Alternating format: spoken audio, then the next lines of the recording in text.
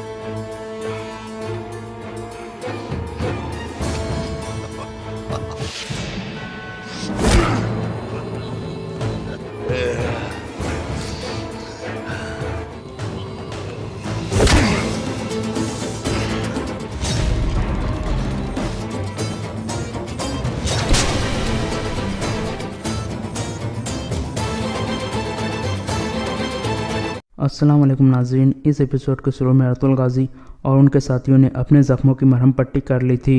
आलिंजक का भी तीर निकाल दिया गया था। अर्तुल साहब कहते हैं इससे मालूमात हासिल करने के लिए इसका ज़िंदा रखना ज़रूरी है। इतने में आलिंजक होश में आने लगता है। वो अर्तुल गाजी का चेहरा देखकर कहता है, अर्तुल क्या हम दोनों मर गए हैं और जन्नत में आ गए हैं? अर्तुल गाजी कहते हैं अभी नहीं आलिंजक, तुम इतनी आसानी से नहीं मरोगे। फिर अर्तुल गाजी अब्दुर्रहमान को इशारा करते हैं।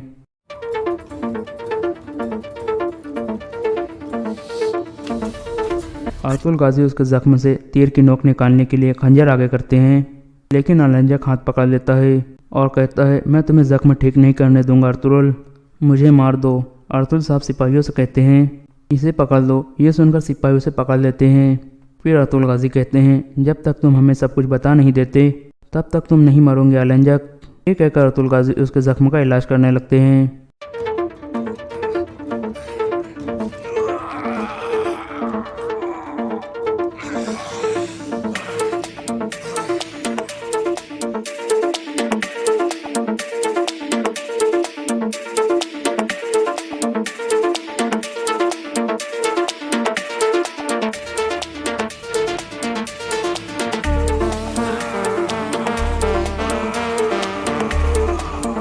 इस तरह आलिंजक का जख्म बंद कर दिया जाता है। दूसरी यानी बामसी और आयबर शिकार के लिए जंगल में पहुंच चुके थे। बामसी साथ साथ उसे शिकार करने का तरीका सिखा रहा था। आयबर से एक परिंदे का निशाना लेकर तीर चलाता है, लेकिन नाकाम हो जाता है। इसके बाद आयबर से कहता है मैं परिंदे को भी नहीं मार सकता, मैं सिपाही नहीं बन सकता। बामसी कहता है इतनी जल्दी मत करो बेटा, तुम सीख जाओगे। आयबर से कहता है मैं वालदा की वजह से परेशान हूँ बाबा, आप देख नहीं रहे वो अंदर ही अंदर पिघल रही है। ना वो यहाँ रहना चाहती है और ना मैं और असलिहान। अपने निकाया जाने से इनकार कर दिया तो फिर हम कोनिया चलते हैं, वहाँ मैं तालीम भी हासिल कर सकता हूँ। बामसी कहता है कोनिया अब वो पुराना वाला कोनिया नहीं रहा बेटा, वहाँ ना कोई निज़ाम है और ना ही कोई कानून। हमारी किस्मत सोगोत में है बेटा, ये जान लो। ये सुनकर आयबस नाराज़गी का इजहार करता है। दूसरे यानी जंगल में अर्तुल गाजी कह रहे थे मैंने खत जांगोश को दिए थे कि वो सीधा आलिंजक की तरफ जाए, लेकिन ये वाज़ेह है कि वो पहले किले की तरफ गया था। इसी वजह से उस नकली दरगोश को पता चला कि हम आलिंजक के लिए कहाँ जाल बिछाएंगे, और उसने फिर ये खबर उन हमलावरों को दे दी जिन्होंने हम पर तीर बरसाए थे। अब्दुर्रहमान पूछता है वो ऐसे हमें धोखा क्यों देगा सरदार? अर्तुल गाजी कहते हैं वो आलिंजक को मेरे हाथों से मरवाने के बाद हमें भी मारकर सबसे छुटकारा हासिल करना चाहता था, लेकिन फिर सूरत हाल तब्दील हो गई। میرے خیال میں وہ زانگوچ کو بچانے کے لیے آیا تھا۔ زانگوچ ہماری سوچ سے بھی زیادہ اہم نکلا۔ ہم لازمی پتہ لگائیں گے کہ اصل میں وہ کون ہے۔ ملک صاحب پوچھتا ہے، لیکن وہ ہم پر حملہ کرنے والے کون تھے سردار؟ ارطغرل غازی کہتے ہیں، الباستی۔ وہ قلعے والوں کے ساتھ مل گیا ہے۔ اس نے پہلے عالنجک کو تیر مارا تاکہ وہ بول نہ سکے۔ وہ عالنجک کو مردہ سمجھ کر وہاں سے بھاگ گئے۔ اب ہر کوئی یہی سمجھے گا کہ عالنجک مر چکا ہے۔ وقت آنے پر ہم اسے استعمال کریں گے اور الباستی کو پکڑ لیں گے۔ اتنے میں دمرل کہتا ہے، میں نے زانگوچ کو آپ کے کمرے میں دیکھا تھا سردار۔ اس نے کہا تھا کہ میں صفائی کے لیے آیا ہوں، لیکن وہ کچھ پڑھ رہا تھا۔ ارطغرل غازی کہتے ہیں، تو پھر ہم اسے وہ دیں گے جو وہ چاہتا ہے دمرل۔ اتنے میں عالنجک دوبارہ ہوش میں آ جاتا ہے۔ یہ دیکھ کر ارطغرل غازی کھڑے ہو جاتے ہیں اور کہتے ہیں، لازمی تمہیں پیاس لگی ہوں گی، یہ پیو تاکہ تمہاری زبان گیلی ہو جائے۔ تم نے ہمیں بہت کچھ بتانا ہے۔ اس کے بعد لیف کے قلعے کا منظر سامنے آتا ہے۔ دیراگوس لنگڑاتا ہوا قلعے میں پہنچ گیا تھا۔ اورانوس پوچھتا ہے، کیا آپ ٹھیک ہیں حضور؟ دیراگوس کہتا ہے، تم نے ایک بار پھر ثابت کر دیا ہے کہ تم ایک بہترین جنگجو ہو اورانوس۔ اورانوس کہتا ہے، جب ہمیں پتہ چلا کہ عالنجک آپ کو لے کر کہاں جا رہا ہے تو ہم فوراً حرکت میں آ گئے، ورنہ بے بولت آپ کو مار دیتا۔ دیراگوس کرسی پر بیٹھ جاتا ہے اور پھر کہتا ہے، تم نے صحیح وقت پر صحیح کام کیا اورانوس۔ اورانوس پوچھتا ہے، اگر ارطغرل کو میری وہاں موجودگی سے شک ہو گیا تو پھر کیا ہوگا حضور؟ دیراگوس کہتا ہے، تم نے اسے صحیح بہانہ لگایا تھا۔ تم نے ارطغرل اور اس کے سپاہیوں کی جان بچائی ہے، لیکن ہم ارطغرل پر زیادہ اعتبار نہیں کر سکتے۔ وہ چیتے کی طرح ہے، حتیٰ کہ وہ خاموش بھی ہو۔ وہ سوچ رہا ہوتا ہے کہ اپنے شکار کو کیسے کھائے، لیکن اگر وہ چیتا ہے تو ہم لومڑی کی طرح چالاک ہیں۔ میں سوگوت میں دیکھوں گا کہ ارطغرل کیا سوچ رہا ہے، پھر اس حساب سے ہم حرکت میں آئیں گے۔ اورانوس پوچھتا ہے، اور بے بولت کے بارے میں کیا خیال ہے؟ دیراگوس کہتا ہے، وہ یقیناً تم پر شک میں ہوگا اور بدلہ لینے کے لیے بے چین ہوگا۔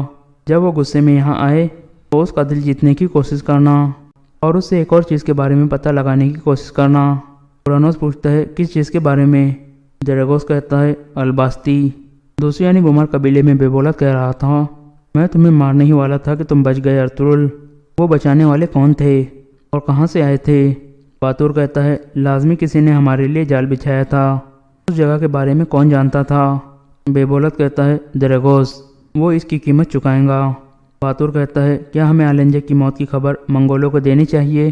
بے بولت کہتا ہے، نہیں، وہ ہم پر بھی شک کریں گے۔ ہمیں اپنی شناخت چھپانی ہے۔ اب وقت آ گیا ہے کہ ہم ارطغرل کا خاتمہ کر دیں۔ اتنے میں بلگے خاتون اندر آ کر کہتی ہے، کیا ہوا بھائی، ہمارے سپاہی زخمی ہیں۔ بے بولت باتور کو باہر بھیج دیتا ہے اور پھر کہتا ہے، کچھ بھی نہیں ہوا البلگے، تم چیزیں خراب مت کرو۔ البلگے خاتون کہتی ہے، کچھ تو ہوا ہے بھائی، آپ ہم سے کیا چھپا رہے ہیں؟ بے بولت کہتا ہے، ہم سرحد پر رہتے ہیں، یہاں ڈاکو ہے، کافر ہے اور حملہ آور ہے، سپاہی زخمی ہوتے رہتے ہیں، وہ بچے نہیں ہیں۔ بلگے خاتون کہتی ہے، اس دن آپ زخمی ہو گئے تھے اور آج سپاہی، اگر کوئی ایسا خطرہ ہے تو ہمیں بھی بتائے تاکہ ہم بھی اپنی تلواریں لے کر میدان میں آ سکے۔ بے بولت کہتا ہے، تم اس معاملے میں مت پڑو البلگے، سردار کا کام سردار تک ہی رہنے دو۔ یہ سن کر البلگے خاتون خاموش ہو جاتی ہے۔ دوسری جانب جنگل میں ارطغرل غازی عالنجک سے پوچھ رہے تھے، بتاؤ الباستی کون ہے؟ عالنجک کہتا ہے، یہ مت سمجھو کہ میں تمہیں بتا دوں گا کیونکہ تم نے میرا علاج کیا ہے ارطغرل، تم اپنی سانسیں ضائع کر رہے ہو۔ ارطغرل غازی کہتے ہیں، مجھے کوئی جلدی نہیں ہے عالنجک، میرے پاس بہت وقت ہے، اگر تم نہ بولے تو ہر دن مجھ سے موت کی بھیک مانگو گے۔ مجھے بتاؤ کہ الباستی کون ہے؟ عالنجک کہتا ہے، الباستی وہ ہے جس نے تمہارے بھائی کے قبیلے کو تباہ کیا، جس نے تمہارے بھتیجے کو مارا اور جو تمہاری پوری نسل کو مارے گا۔ ارطغرل غازی کہتے ہیں، تم ایک چیز بھول گئے ہو عالنجک، وہ تمہیں بھی مارنا چاہتا تھا۔ الباستی اور اس کے آدمیوں نے پہلا تیر تم پر چلایا تھا اور تم ابھی بھی اس کو بچا رہے ہو۔ تھوڑی دیر سوچنے کے بعد عالنجک کہتا ہے، اس نے اپنی وفاداری ہمیں ثابت کی ہے، وہ یقیناً مجھے مارنے والا تھا کیونکہ وہ مجھے دشمن کے ہاتھوں میں نہیں جانے دینا چاہتا تھا۔ کیا تمہارے آدمیوں میں ایسی جرت ہے؟ ارطغرل صاحب کہتے ہیں، تم ہر چیز کھو چکے ہو، میں نے تمہیں ہرا دیا ہے عالنجک، اگر تم بول پڑے تو تم مر کر آزاد ہو جاؤ گے اور اگر نہ بولے تو تم ایک ذلت والی زندگی جیتے رہو گے۔ اتنے میں مرگن وہاں پہنچتا ہے، اسے دیکھ کر عالنجک ہنسنے لگتا ہے اور پھر کہتا ہے، تمہارا حکیم بہت ماہر ہے ارطغرل، میں نے اس جاسوس کے پاؤں آگ میں جلا دیے تھے لیکن اس نے اسے بہت جلدی ٹھیک کر دیا۔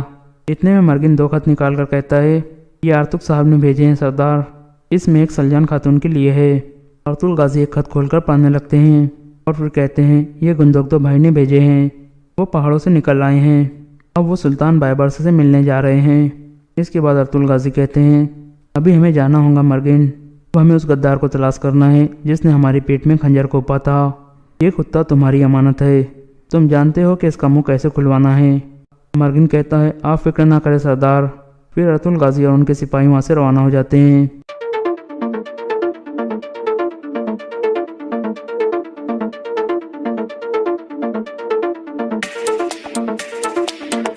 دوسری جانب سرما ایک بار پھر کائے قبیلے میں پہنچ جاتی ہے۔ حفصہ اسے خوش آمدید کہتی ہے اور پھر اسے پانی پلاتی ہے۔ اس کے بعد سرما حفصہ کو مزید بھڑکاتی ہے اور کہتی ہے اگر ایسے ہی جاری رہا تو آپ ہمارے قبیلے میں آ سکتی ہو، میں ہمیشہ آپ کی مدد کے لیے تیار رہوں گی۔ حفصہ کہتی ہے آپ کا شکریہ سرما خاتون، اپنے مشکل وقت میں میرا ساتھ دیا۔ پھر سرما کہتی ہے میں نے سنا ہے کہ سوگوت بازار میں کچھ نئی چیزیں آئی ہیں، کل ہم بازار جائیں گے، آپ آئبرس اور اسلحان کو بھی ساتھ لے جانا، ان کا کچھ وقت اچھا گزر جائے گا۔ حفصہ کہتی ہے آپ صحیح کہہ رہی ہو، وہ خوش ہو جائیں گے۔ دوسرے نے جنگل میں مرگن آلنجک پر تشدد کر رہا تھا۔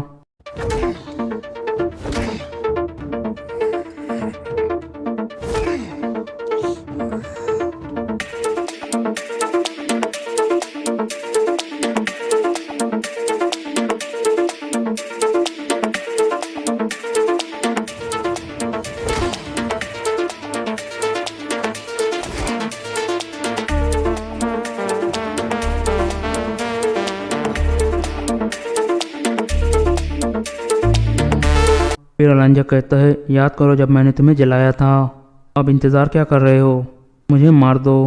مرگن کوئی جواب نہیں دیتا۔ پھر آلنجک کہتا ہے تم اپنے سردار سے ڈرتے ہو، اس نے تمہیں مجھے مارنے کی اجازت نہیں دی، وہ نہیں چاہتا کہ تم مجھ سے انتقام لو، تم ایک بزدل ہو۔ مرگن کہتا ہے مجھے اکسانے کا کوئی فائدہ نہیں ہے آلنجک، لیکن میں اچھی طرح سے جانتا ہوں کہ تمہیں کیسے اکسانا ہے، میں تمہاری تذلیل کروں گا۔ یہ کہہ کر وہ آلنجک کے کوڑے کی طرف بڑھتا ہے۔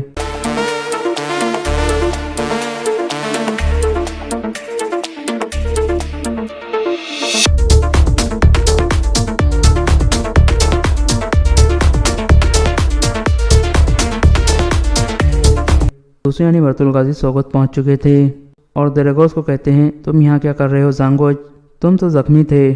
دریگوس کہتا ہے میرا زخم برا نہیں تھا حضور، آپ کے سپاہیوں نے میرا علاج کر دیا تھا۔ ارطغرل غازی کہتے ہیں تو ٹھیک ہے پھر تم میرے ساتھ آؤ، میں تم سے کچھ بات کرنا چاہتا ہوں۔ یہ کہہ کر ارطغرل غازی اپنے کمرے کی طرف چل پڑتے ہیں۔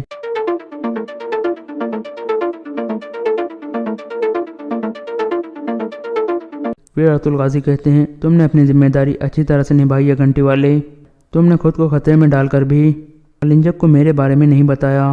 دریگوس کہتا ہے میں اس غلیظ آلنجک کا خاتمہ چاہتا تھا حضور، آپ کا شکریہ کہ آپ نے مجھے بچا لیا۔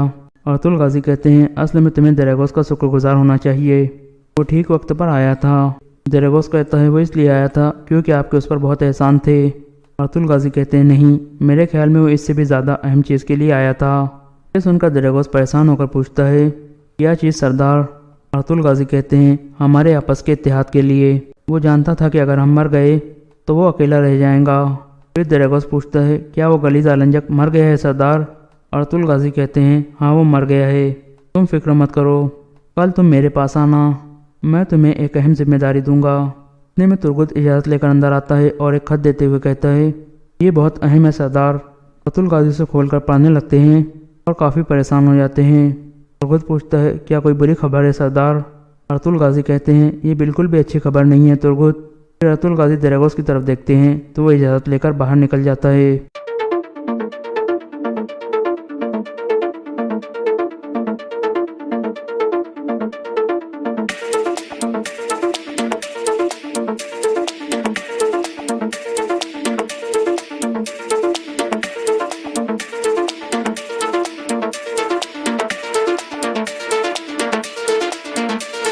باہر آ کر وہ دل میں کہتا ہے اس خط کی وجہ سے ارطغرل اتنے غصے میں کیوں آ گیا، مجھے لازمی پتہ لگانا ہوگا کہ اس خط میں کیا ہے۔ تھوڑی دیر بعد ارطغرل غازی اور ترگت کمرے سے باہر نکلتے ہیں اور وہاں سے چلے جاتے ہیں۔ دریگوس بھی غور سے سب کچھ دیکھنے لگتا ہے۔ پھر ارطغرل غازی کے کمرے کے باہر دو سپاہی کھڑے ہو جاتے ہیں اور دریگوس وہاں سے چل پڑتا ہے اور یہ ایپیسوڈ یہاں ختم ہو جاتا ہے۔ Story of Sultan Jalal Uddin Muhammad Khwarazm Shah part 28۔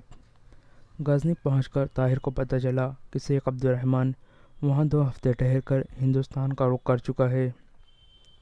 Ghazni کے ایک تاجر نے جس کے ساتھ شیخ کے کاروباری تعلقات تھے یہ بھی بتایا کہ شیخ موجودہ دور میں صرف مدینے کو محفوظ سمجھتا تھا اور اس نے یہ خیال ظاہر کیا تھا کہ وہ عنقریب بچوں کو مدینے پہنچا دے گا۔ طاہر کے لیے اطمینان کافی تھا کہ وہ خطرے سے بہت دور ہے۔ اس کی تمام توجہ اب جنگ کی طرف مبذول ہو گئی۔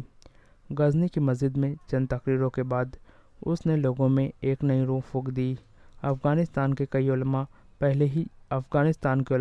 پہلے ہی جہاد کا فتویٰ دے چکے تھے۔ اب وہ طاہر کے اپیل پر دور دراز کا دورہ کر کے لوگوں کو جہاد پر آمادہ کرنے لگے۔ ایک جمعہ کو طاہر کے بعد عبد الملک نے بھی تقریر کی۔ اس کی تقریر جس قدر مختصر تھی اسی قدر مؤثر بھی تھی۔ اگلے دن سلطان نے غزنی کے چیدہ علماء کے دو وفد بنا کر طاہر اور عبد الملک کو ان کے ساتھ آس پاس کے علاقوں میں جہاد کی تبلیغ کے لیے بھیج دیا۔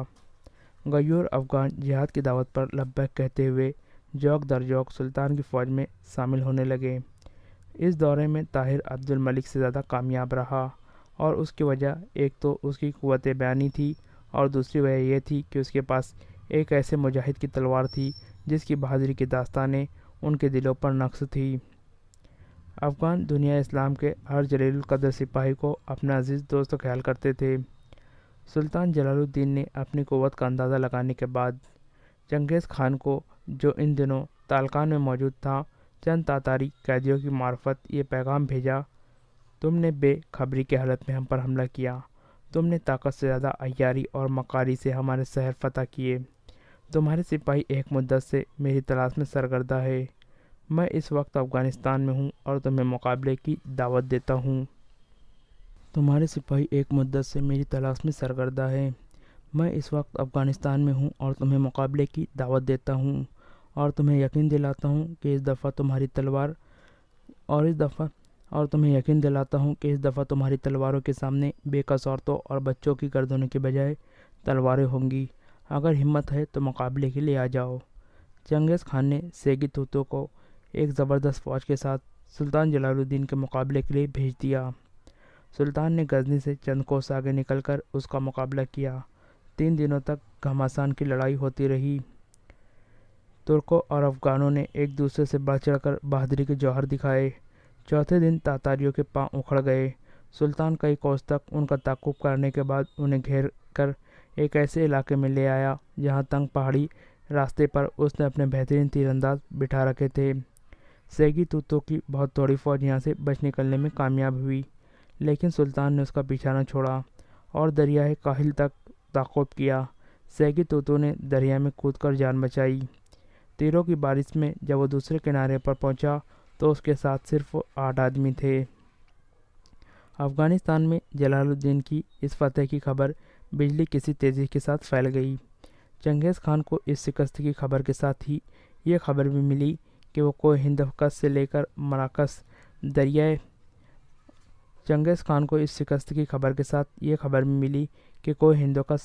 دریائے مرکاب کے ساحل تک تمام قبائل کے لوگ اکٹھے اٹھ کھڑے ہوئے ہیں اور انہوں نے تاتاریوں کی ہر چوکی کے سپاہیوں کا صفایا کر دیا ہے۔ چنگیز خان نے پہلی بار صرف ایک محاذ پر اپنی تمام تر قوت جمع کرنے کی ضرورت محسوس کی۔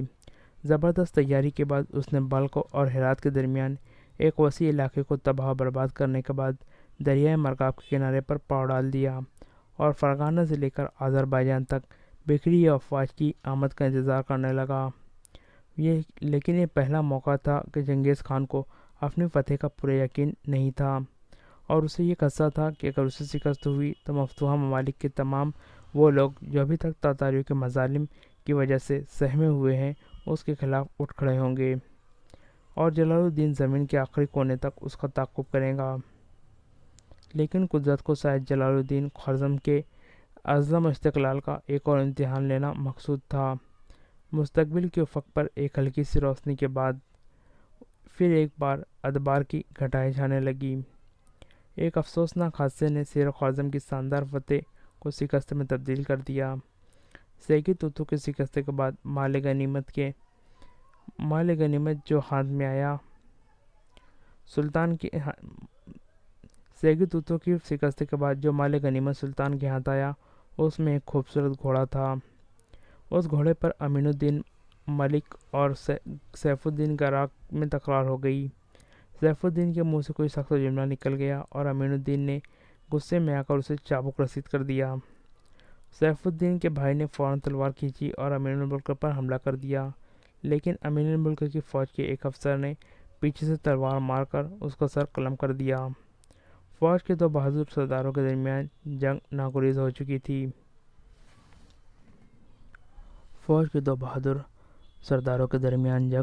ہو گئی۔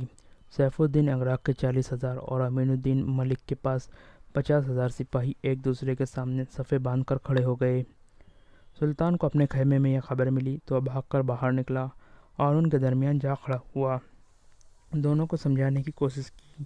افغانستان کے ملک اور علماء بھی ان دونوں افواج کے درمیان قطار باندھ کر کھڑے ہو گئے۔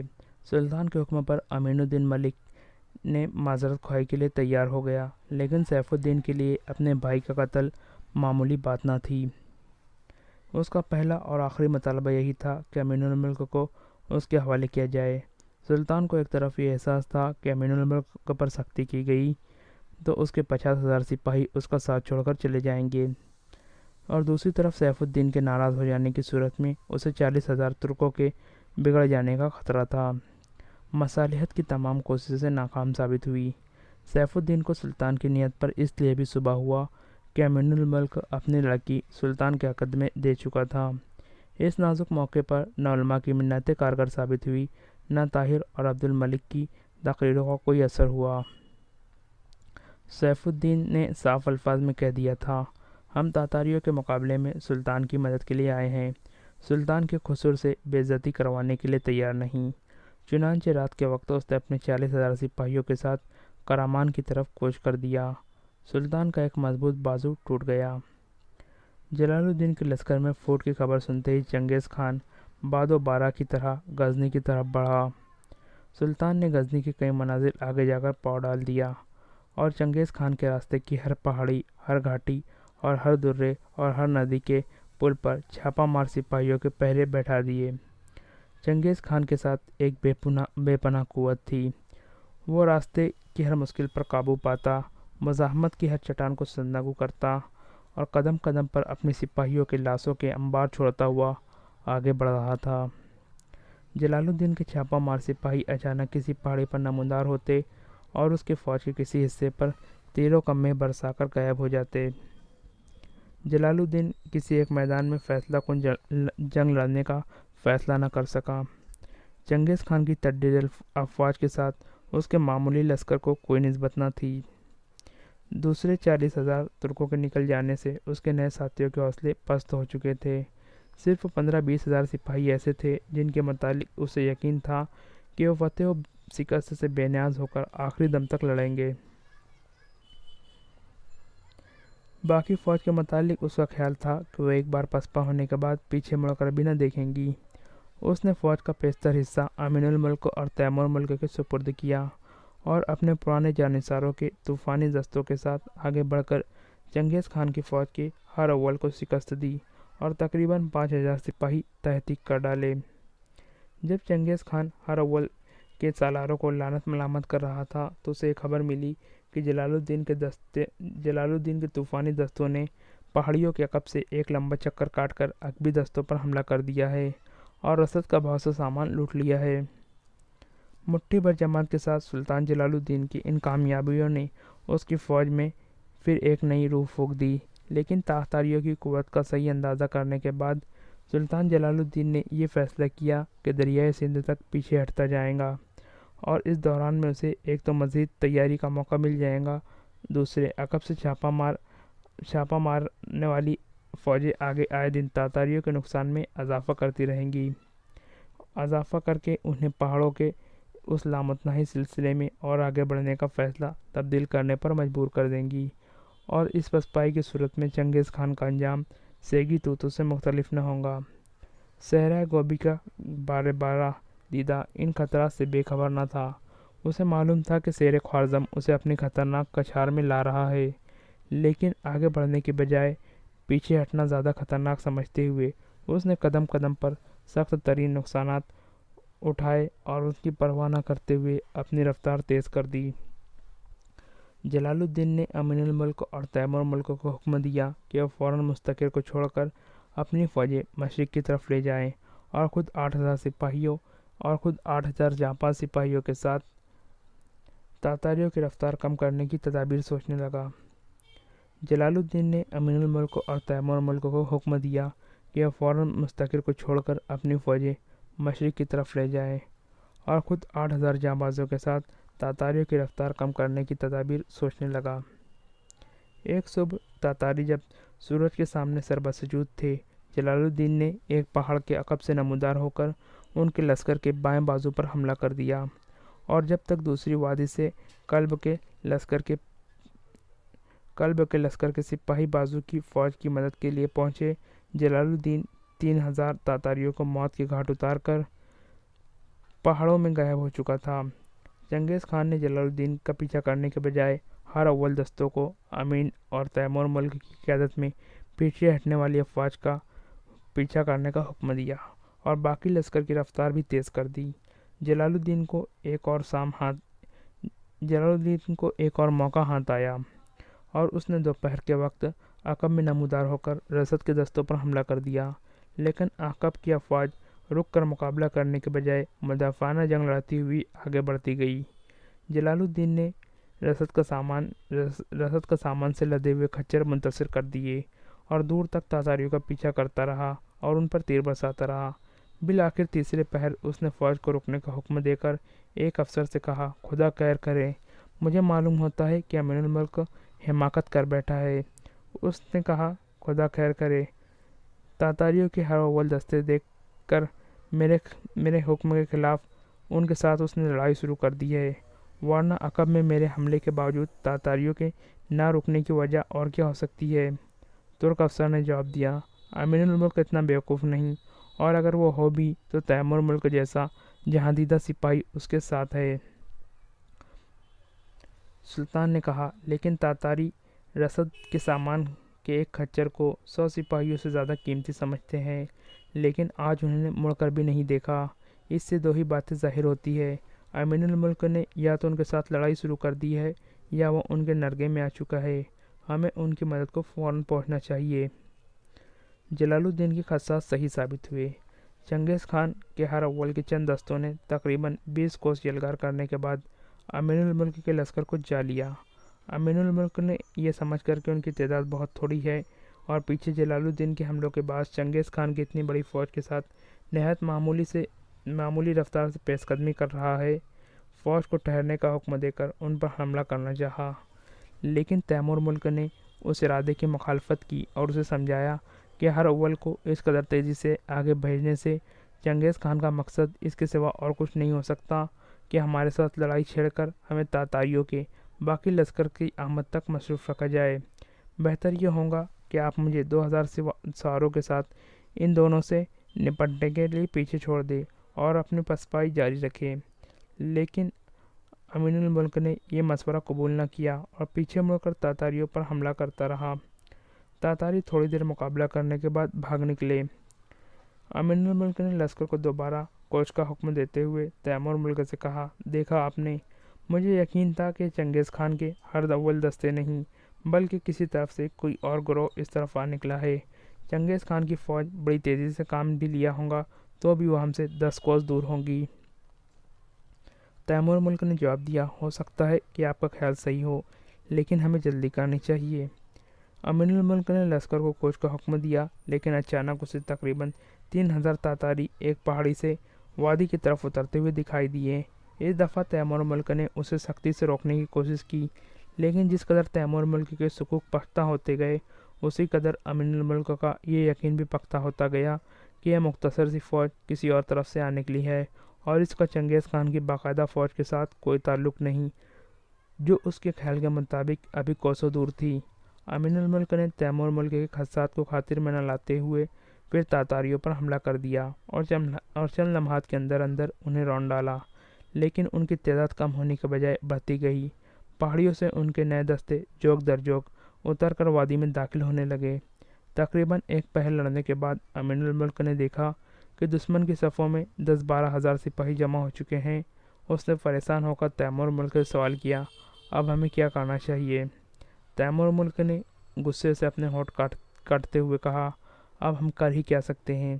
چنگیز خان کے ہر اول کی تمام فوج اس وادی کے ارد گرد جمع ہو چکی ہے۔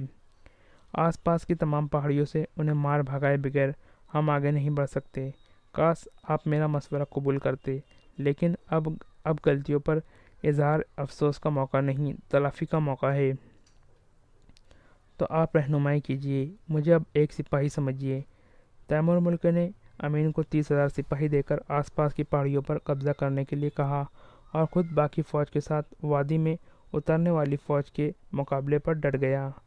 عصر کے قریب یہ وادی اور آس پاس کے پہاڑیوں اور تاتاریوں سے خالی ہو رہی تھی، لیکن اس عرصے میں چنگیز خان کی باقاعدہ فوج پہنچ گئی۔ امین الملک نے اپنے 30,000 سپاہیوں کے ساتھ ایک پہاڑی سے اتر کر دوسری وادی میں چنگیز خان کے لشکر کے دائیں بازو پر حملہ کر دیا، اور اس کا یہ حملہ فتح کی خواہش سے زیادہ اپنی غلطی کی تلافی کے لیے تھا۔ دوسری وادی میں جہاں تیمور ملک لڑ رہا تھا، چنگیز خان مقدمۃ الجیش کے ساتھ خود پہنچ گیا۔ تیمور ملک نے ڈٹ کر مقابلہ کیا، لیکن تھوڑی دیر چنگیز خان کے میسرہ کی فوج بھی اس وادی میں داخل ہو چکی تھی۔ تیمور ملک شام کی تاریکی سے فائدہ اٹھانے کی امید میں لڑتا رہا۔ دوسری وادی میں امین الملک کے پاؤں اکھڑ چکے تھے، لیکن اچانک جلال الدین کے پہنچ جانے سے اس کے بچے کچھ سپاہیوں نے بھاگ نکلنے کا ارادہ ترک کر دیا اور جان توڑ حملے کرنے لگے۔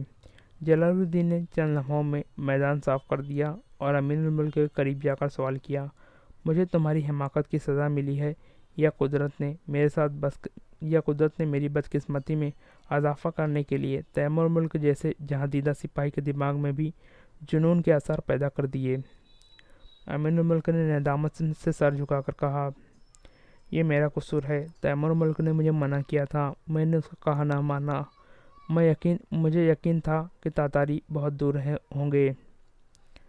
خدا ہر انسان کو تمہارے جیسے احمقوں کی دوستی سے محفوظ رکھے۔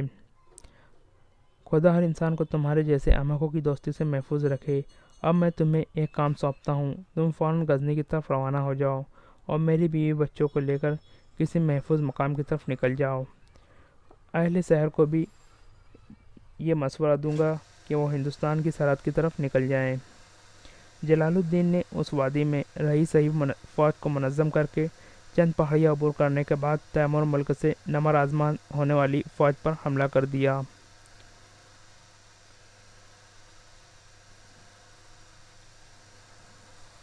اور تیمور ملک کے ارد گرد گھیرا ڈالنے والی صفوں کو درہم برہم کرتا اس کی فوج کے ساتھ جا ملا۔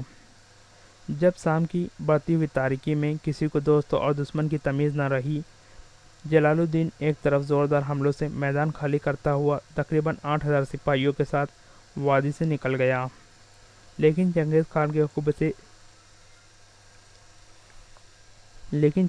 کے حکم سے تاتاریوں نے اس کا تعاقب نہ چھوڑا۔ رات کے وقت اس کے کئی سپاہی گھوڑے زخمی ہونے کی وجہ سے پیچھے رہ گئے اور کئی بھٹک کر ادھر ادھر نکل گئے، اور بعض نے مایوسی کی حالت میں اس کا ساتھ چھوڑ دیا۔ صبح تک اس کے ساتھ صرف 6,000 سپاہی رہ گئے۔ طاہر کے ساتھیوں میں سے اکثر شہید ہو چکے تھے۔ عبدالعزیز اور موسیٰ کو اس نے اپنی آنکھوں کے سامنے میدان میں گرتے دیکھا تھا۔ چند دن تک تاتاری سائے کی طرح جلال الدین کے پیچھے لگے رہے، یہاں تک کہ وہ لڑتا بھڑاتا دریائے سندھ کے کنارے جا نکلا۔ ایک صبح سلطان جلال الدین اپنی مختصر سی فوج کے ساتھ ایک ایسی چٹان پر کھڑا تھا جو 3 اطراف سے تاتاریوں کے محاصرے میں تھی اور چوتھی طرف تقریباً 30 فٹ نیچے دریائے سندھ ٹھاٹھے مار رہا تھا۔ چنگیز خان کا حکم تھا کہ جلال الدین کو ہر قیمت پر زندہ گرفتار کیا جائے۔ چٹان کے گرد جلال الدین کے بچے کچے ساتھی اپنی جان کی بازی لگا چکے تھے۔ تاتاریوں کا گھیرا تنگ ہو رہا تھا۔ ان کی فوج سے ایک سوار جو شکل صورت اور لباس سے ایک مسلمان عالم معلوم ہوتا تھا، سفید جھنڈا اٹھائے ہوئے آگے بڑھا اور اس نے چٹان کے قریب پہنچ کر بلند آواز میں کہا، سلطان معظم، اگر آپ ہتھیار ڈال دیں تو خان اعظم آپ کی جان بخشی کا وعدہ کرتے ہیں۔ سلطان نے جواب دیا، اگر تمہارے ہاتھ میں سفید جھنڈا نہ ہوتا تو میں تمہاری بات کا جواب تیر سے دیتا۔ جاؤ اس ڈاکو سے کہو کہ میں ذلت کی زندگی پر عزت کی موت کو ترجیح دیتا ہوں۔ طاہر نے چنگیز خان کے ایلچی کو ایک ہی نگاہ میں پہچان لیا۔ یہ محلب بن داؤد تھا۔ چنگیز خان نے چند دوستوں کو حملے کا حکم دیا۔ جلال الدین کے سپاہیوں کے تیروں اور پتھروں کی بارش سے چٹان کے نیچے تاتاریوں کی لاشوں کے ڈھیر لگ گئے۔ چنگیز خان نے یہ دیکھ کر زیادہ سپاہی بھیج دیے۔ جلال الدین کے سپاہی ایک ایک کر کے کٹنے لگے۔ وہ پیچھے ہٹتے ہٹتے چٹان کے آخری سرے تک جا پہنچا۔ سلطان نے تیمور ملک سے کہا، تیمور، قدرت نے ہمیں آگے اور پیچھے پانی میں ایک سائے منتخب کرنے پر مجبور کر دیا ہے۔ تمہاری کیا رائے ہے؟ تیمور ملک نے جواب دیا، مجھے یقین ہے کہ پانی کی لہریں آگ کے شعلے کی طرح بے رحم ثابت نہیں ہوں گی۔ بہت اچھا، میں رہنمائی کرتا ہوں۔ تم سپاہیوں کو تیار رہنے کا حکم دو۔ سلطان نے بھاری ذرہ اتار کر پھینک دی، گھوڑے کو آگے بڑھایا اور ایک لمحہ خوفناک لہروں کو دیکھنے کے بعد گھوڑے کو ریل لگا دی۔ تیمور ملک نے چند آدمیوں کے سوا باقی سپاہیوں کو دریا میں کودنے کا حکم دیا۔ جب اپنی باری آئی تو تیمور ملک کی نگاہ طاہر پر جا پڑی۔ وہ چند قدم کے فاصلے پر گھوڑے کی گردن پر سر ٹیکے ہوئے تھا۔ اس کی ذرہ میں چند تیر اٹکے ہوئے تھے اور اس کا وفادار نوکر زید نیزے کے ساتھ دو تاتاریوں کو روکنے کی کوشش کر رہا تھا۔ تیمور ملک کو گھوڑا آگے بڑھا کر اور تاتاریوں میں سے ایک کی گردن اڑا دی۔ دوسرے تاتاری کو زید گرا چکا تھا۔ اتنی دیر میں چند اور تاتاری پہنچ گئے۔ تیمور ملک نے طاہر کو کھینچ کر اپنے گھوڑے پر ڈالتے ہوئے اور زید اور باقی سپاہیوں کو دریا میں کودنے کا حکم دیا اور خود بھی اپنے گھوڑے کو چٹان کے سرے پر لے جا کر ایڑ لگا دی۔ عبد الملک دریا کے کنارے تذبذب کی حالت میں کھڑا تھا، لیکن جب طاہر کو تیمور کی حفاظت میں دیکھا تو اس نے بھی چھلانگ لگا دی۔ چنگیز خان نے خوارزم شاہ کو زندہ پکڑنے کی نیت سے اپنے سپاہیوں کو معمولی تعداد میں چٹان پر حملہ کرنے کے لیے روانہ کیا تھا۔ جب تاتاری چٹان کے اوپر کھڑے ہو کر دریا کی طرف اشارہ کر کے چلانے لگے تو وہ بھاگتا ہوا چٹان پر جا چڑھا۔ جلال الدین کے اکثر ساتھی تاتاریوں کے تیروں اور بعض دریا کی تیز و تند موجوں کا شکار ہو چکے تھے، لیکن جلال الدین تیروں کی زد سے دور جا چکا تھا اور وہ دوسرے کنارے پر پہنچ کر ایک ٹیلے پر چڑھا اور اطمینان کے ساتھ بیٹھ گیا۔ چنگیز خان نے اپنے بیٹوں اور سرداروں سے مخاطب ہو کر کہا، خوش نصیب ہے وہ باپ جس کا بیٹا جلال الدین جیسا، اور مبارک ہے وہ مائیں جو ایسے شیروں کو دودھ پلاتی ہیں۔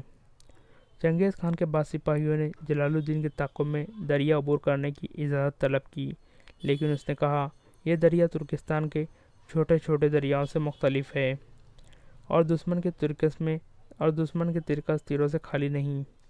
تیمور ملک نے طاہر کو دریا کے کنارے لٹا کر اس کی ذرہ کھولی، زخموں پر پٹیاں باندھی اور کہا، طاہر، اب تمہاری طبیعت کیسی ہے؟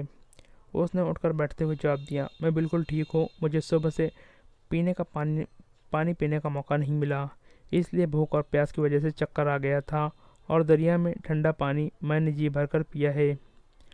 تقریباً 700 سپاہی دریا عبور کر کے جلال الدین سے جا ملے۔ سلطان نے ارد گرد کی بستیوں پر قبضہ کر کے سامان رسد اور چند گھوڑے فراہم کیے اور کوہستان کے نمک کے آس پاس کے چھوٹے علاقوں پر قبضہ کر لیا۔ چند دنوں میں اس کی فوج کے منتصر سپاہیوں کی چند ٹولیاں بھی اس کے ساتھ آ ملی۔ چنگیز خان نے چند کوس کے منتصر سپاہیوں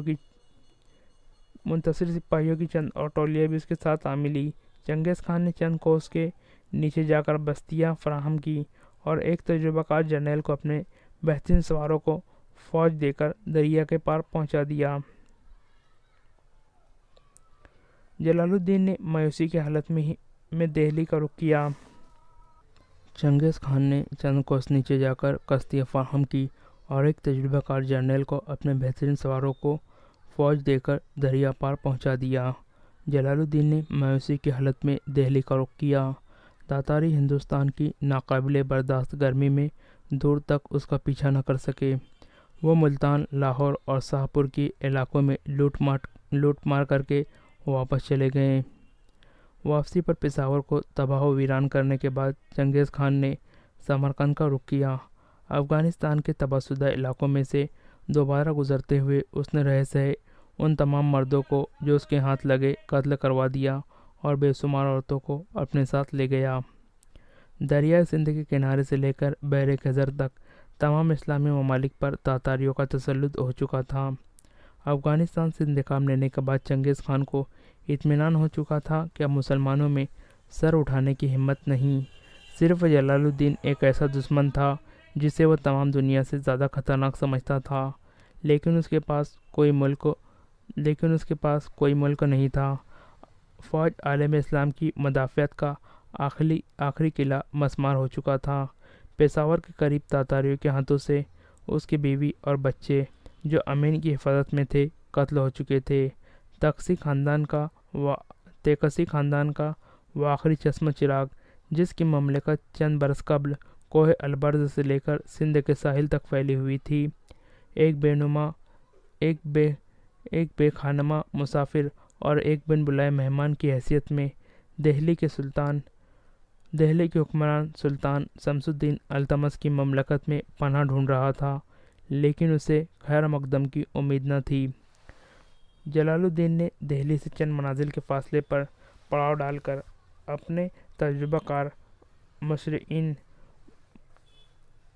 اور طاہر بن یوسف کو رہنمائی میں سلطان شمس الدین التمش کی طرف ایک وفد روانہ کیا۔ عین الملک اور اس کے ساتھیوں کو شاہی مہمان خانے میں ٹھہرایا گیا۔ سلطان التمش نے ان کے ساتھ 3 ملاقاتوں کے بعد انہیں چند دنوں تک جواب دینے کا وعدہ کیا۔ اپنے تمام مشیروں اور فوجی افسروں سے صلاح مشورہ کرنے کے بعد سلطان نے ایک دن ارکان وفد میں سے طاہر بن یوسف کو علیحدہ ملاقات کی دعوت دی اور ایک طویل گفتگو کے بعد کہا، ہم جلال الدین کی مدد سے انکار نہیں کر سکتے، لیکن ہماری مجبوریاں آپ سے پوشیدہ نہیں۔ ہمارے پاس چنگیز خان کا پیغام پہنچ گیا ہے۔ اس نے لکھا ہے کہ اگر ہم نے سلطان جلال الدین کو پناہ دی یا اس کے ساتھ تاتاریوں کے خلاف کوئی معاہدہ کیا تو وہ ہندوستان پر حملہ کر دے گا۔ ہم ایسی دھمکیوں کی پرواہ نہیں کرنے والے۔ تاہم سلطان جلال الدین کو اس بات کا احساس ہونا چاہیے کہ اس ملک میں مسلمانوں کی آبادی آٹے میں نمک کے برابر ہے۔ اگر تاتاری یہاں گھس آئے تو خطرے کے وقت شاید یہاں کی دوسری اقوام ہمارا ساتھ دینے کے بجائے ان کے ساتھ جا ملے۔ ہمیں چند ہندو راجاؤں نے یقین دلایا ہے کہ تاتاریوں کے حملے کی صورت میں وہ اپنے گھروں کی حفاظت کے لیے ہمارا ساتھ دیں گے، لیکن اگر چنگیز خان انہیں یہ پیغام بھیج دے کہ اس کا مقصد صرف جلال الدین کو گرفتار کرنا ہے تو وہ یقیناً ہم سے یہ مطالبہ کریں گے کہ ہم اس مہمان کو پناہ دے کر ہندوستان کی تباہی کا موجب نہ بنیں۔